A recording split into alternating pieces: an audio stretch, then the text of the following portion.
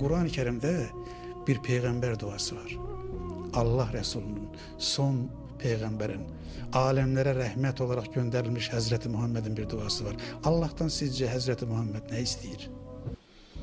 Para mı istiyor, pul mu istiyor, ev mi istiyor, Mercedes mi istiyor, cip mi istiyor, deve mi istiyor? Bakın buyurur ki Allah'ım mene dikkat edin. Herkesin bu duanı evine yapıştırmasını isterim. Yazmasını ve yapıştırmasını isterim. Buyurur ki Allah'ım bana doğru düşünmeyi öğret. Sevinç Hanım, insaf ve adaletle bütün problemlerimizin sebebi doğru düşünmemekle bağlı değil. Doğaya bakar mısınız? Değiller Kur'an cehalet kitabı. Ya vay vay vay vay vay. Sen dinini öğrendin mi ya? Dünyanın hansı anayasasında, hansı parlamentosunda, hansı kanununda bu kadar möhteşem bir söz var? Dünyanın hansı kanunu cennete anaların ayakları altına koyuyor? Vay kardeş, bir insan danışanda insafla danışmaz mı?